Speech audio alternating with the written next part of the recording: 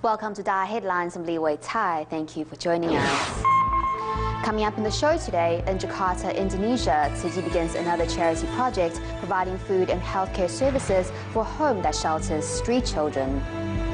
In the waters of the Taiwan Strait, you'll find almost 1/10 of the world's fish species. However, in the wake of the insatiable demands of the fishing industry, many varieties of fish are fast disappearing. And later in the continuation of our featured reports on Taiwan's sunset trade, we bring you stories from the oldest bookstore in the country and find out how its uniqueness ensured its survival. First up in the show, in Jakarta, Indonesia, many children in poverty have to work on the streets for money. 16 years ago, Catholic sister Alexa founded the Kasih Mandiri Bersena orphanage for street children. In early April this year, Tzu Chi volunteers brought 750 kilograms of rice along with family doctors and dermatologists and held a free clinic at the orphanage. The volunteers said they hope to give the children who started life on the street a stable and healthy environment to grow up in.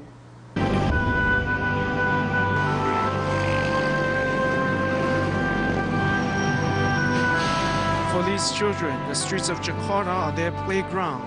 Twigs on the ground are their toys. When tired, they take a rest on the curb. With pure and simple hearts, they are still too young to understand that life need not be like this. 16 years ago, Catholic sister Alexa founded an orphanage for these street children. They are all street children from the Jakarta area. We take them in because we want to protect them. Here we give them both traditional and special education, and we check their health. To help, Tzu Chi volunteers organize a free clinic, bringing in family doctors and dermatologists.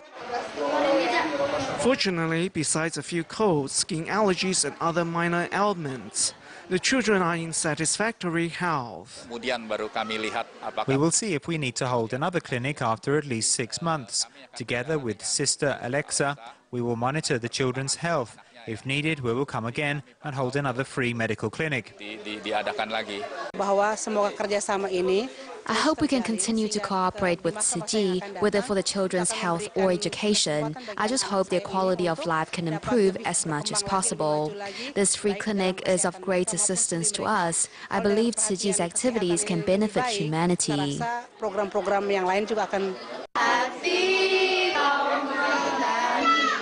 Above all else, these two organizations cooperate to meet the needs of these street children. Everyone hopes to see them to grow up healthy, with options in life other than living on the street. The next story takes us to Taiwan to meet Tzu Chi volunteer Lin Wenchen from Miaoli, an architect earning millions of dollars. Ling used to splurge on brand name items. After joining Tzu Chi some 10 years ago, he realized how fortunate his life had been and decided that it's time to change his ways. Now, whenever he can, Ling encourages others to give some thought to Master Zheng Yan's latest campaign that promotes the concept of eating only 80% full and leaving the remaining 20% to help the needy. That used to be in my office, and now I rarely use it. Lin Wenchen was once an architect earning millions of dollars. I bought these in the department stores. I would use this one today, and that on Mondays, and change this one on Tuesdays. Using this pin made me feel different, and I would try to show it off. He was also someone who spent money without thinking. When I built this house some 20 years ago, I bought this for myself as a housewarming gift. Yes, I'm definitely going to donate it, because it is no longer important, and I can't take it with me after death. My coffin won't be that big, and it won't fit well. After joining Tzu Chi some 10 years ago, Lin Wenchen is now a changed man. This was the main light in my office. These days I don't normally switch it on. Turning desire for material goods into a strong will to cultivate wisdom and blessings is the change Lin Wenchen made when he was certified as a Tzu Chi volunteer. These batteries are leftovers from the cram school downstairs, and I picked them up to check if they were still usable. If there's still power inside, I will use them to light our electric candle. Another example is this paper bag. It's still good in condition. I will recycle it and stamp this slogan on the envelope. I can only say that when we take the Master's Dharma to heart, we will realize that all living beings are much more important than us and that we really don't matter that much. 20 years ago, Lin Wenten established an architecture office in hopes of gaining fame and fortune. It was Tzu Chi, however, that changed his mind. You will know that this is the path we should take. When you look at life in the long run, you realize what is important and what's not. It's not important to enjoy life, but that we can live each moment and do things that need to be done and listen to the Master's teaching. From a multi-million-dollar salary to just $1 million salary, and from using brand-name items to becoming an environmentalist, today Lin Wenten even rides a bicycle wherever he goes. The volunteer not only lives a frugal life, but is also promoting the idea of eating 80% full and leaving the remaining 20% to help others. Helping those in need is something we must do because we are all fortunate and blessed.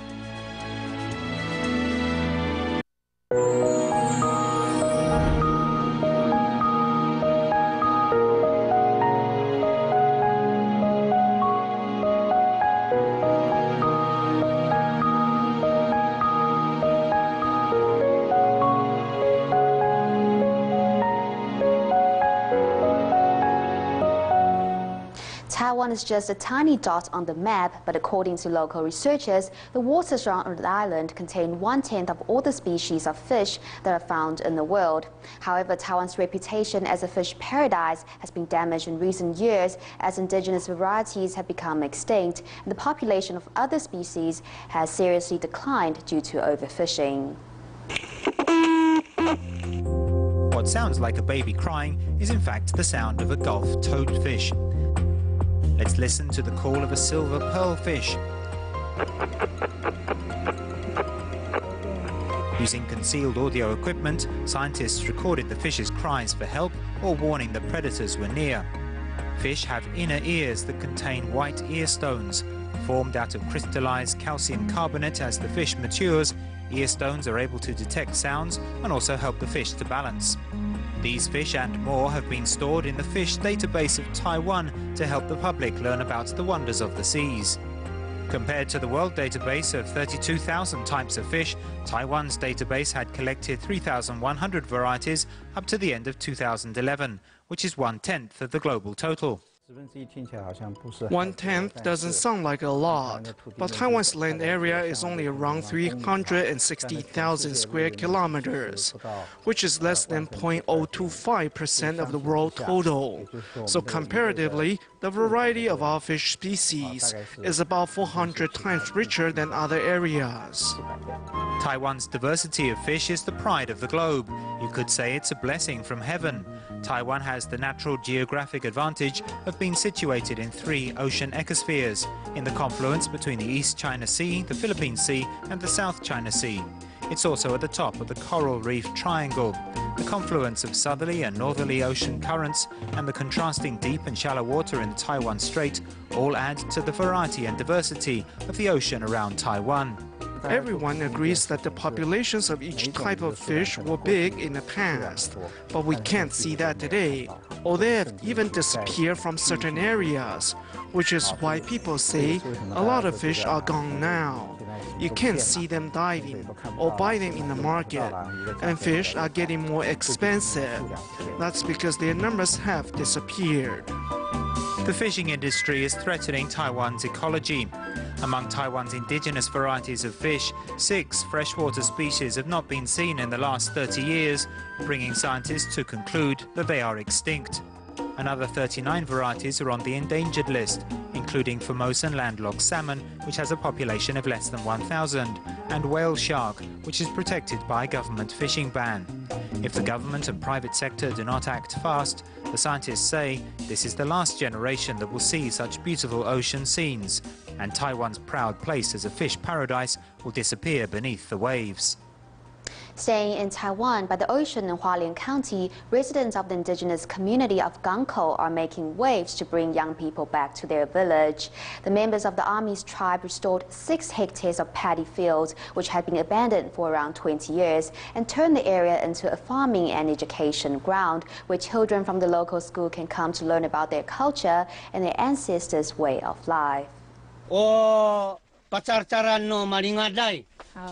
那个打乱公寮的用途呢，它是专门给种稻的人休息的地方。 Closely listening to a member of the Amis tribe talking about the old shelters that farmers once used, the children discovered that everything from the straw mattress to the bamboo floor and walls was made with natural materials. 间隔30公分，然后间距25公分。 From the work shelter to the fields, pupils from Gangkou Elementary School in Hualien, Taiwan, are in the indigenous settlement of Shidiping to learn how to plant paddy fields. I learned that farmers who plant rice work very hard and not to waste any rice. It helps them experience paddy field planting and how old people used to plant rice. Because in this day and age, our young people all run off to Taipei. This paddy field was an abandoned plot of land for 22 years, but with the efforts of the indigenous peoples, water was channeled in to restore 6 hectares, which the elders hope will persuade young people to come back to their community. There aren't enough young people. That's the biggest concern for Taiwan's indigenous communities. The middle-aged people here really want them to come back to reform the land together. Standing on the land that their ancestors planted in the past, the Gangkou indigenous community hopes the paddy fields will help their children recognize the value of the rice in their bowls and encourage them to continue their proud tradition for generations to come. In response to Earth Day on Sunday, April 22nd, the Commonwealth Magazine Group in Taiwan set up a large-scale environmental movement calling on government officials, corporations and the public to take part in a 45-day campaign to reduce their carbon footprint. All you have to do is go online and register and take part. The website has very useful tips on how to better protect our planet. From Earth Day on April 22nd to World Environment Day on June 5th, Taiwan's general public are able to go online and register to take part in a green movement to help reduce carbon emissions. Taiwan's CO2 emissions are 3 times higher than the world average. This is quite serious. We should all work together to reduce our carbon footprint. The event, Green Living in Action, Carbon Reduction Begins Within, calls on the government and residents of 14 different regions, students from 4,000 elementary and secondary schools, as well as corporations around the island to participate. The internet site also provides tips for people to reduce their carbon footprint, such as carrying your own reusable cup, which will help put conservation ideals into practice.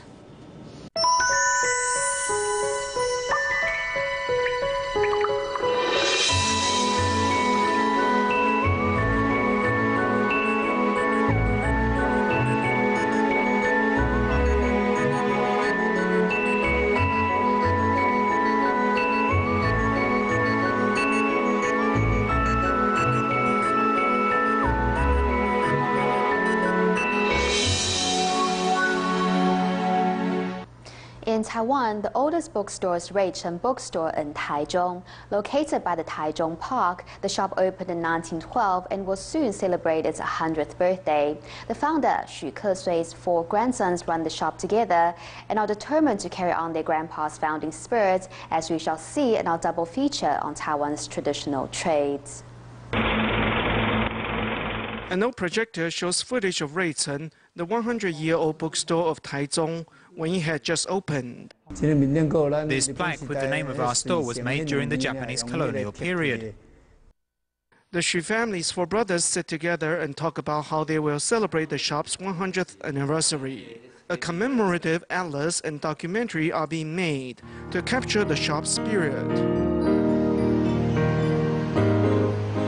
Ruichen Bookstore now sits next to Taichung Park. Pretty much all of the city's senior citizens know it is the oldest bookshop in Taiwan. It carries special volumes covering ancient Chinese, the five arts, and Buddhism, books seldom seen in other shops. A collection of essays has many excellent Asian writings. For example, The Proof of the Pudding and Time Will Tell are all inside. These rare books have been available at our shop since my grandpa's time. We've been selling them for a good 70, 80 years. The store was opened by the Xu brothers' grandfather, Xu Kesui, in 1912, originally located inside the first market. The stand sold both books and seeds. 6 years later, it would move to East Luchuan Street, where scholars and gentry gave lectures on moral values and good conduct. How do you market a bookstore? My grandpa thought perhaps we could invite some public figures, like people appearing in talk shows nowadays, to talk about and promote books. In 1949, after the KMT retreated to Taiwan from China, Xu Kesui served as an apprentice under Li Binnan and studied Buddhism. Mr. Li didn't have a place to promote Buddhism and the Dharma, so my grandpa donated some land and established Taichung Buddhist Lotus Society, Tsu Kwang Reading Hall and Tsu Kwang Orphanage. Besides promoting good values, the bookstore also began printing Buddhist scriptures. Buddhist literature was printed in bulk to cultivate good Dharma in the hope that it would help inspire people and calm their minds. Typically, each page is cut and bound by a machine, but the Buddhist scriptures are done manually. Each page is carefully put together into a book, which is finished meticulously. The third-generation owners of the bookstore are united in passing on the spirit of their grandfather. The founding spirit of our shop will not change because of time. These kinds of positive values should last forever. Walking into the shop, one sees a wall that has captured important moments in history. Though time has changed, goodness, compassion, and wisdom will live on forever. As the oldest bookshop in Taiwan, Ruichen Bookstore, which you just saw in the last story, is set on more than just passing on knowledge, but promoting spiritual cultivation as well. To this end, the shop's third-generation owners have devised a unique study program. We now follow our reporters to central Taiwan, not to the bookstore, but to a farm. Main Techniques for the Welfare of the People contains all the techniques people need to survive. This is a 2,000-year-old book on farming and agriculture. At this farm in central Taiwan, people are reading up on their ancestors' wisdom and learning to get in touch with Mother Nature. It is a break from the stressful modern way of life and helps us learn our place in this world. Farming and raising livestock need to combine together for plants to get their nutrients from animals and insects. The study session is organized by Ruichen Bookstore, the oldest bookshop in Taiwan. For 100 years, the shop has always strived to pass on more than knowledge, but spiritual cultivation as well. We hope that with so many people feeling unwell in society, whether they are sick in body or in mind, we can somehow help them escape the pitfall that they are in. The store is now operated by the founder's 4 grandsons, who remember that their grandpa once sowed seeds before opening a bookshop and thought perhaps people should get to know the earth. Through spiritual cultivation classes like these, people come into an organic environment. They eat healthy food, and this environment and the class combine to help them achieve a Zen-like state. The bookstore developed this special study group to help people rediscover spiritual and physical health.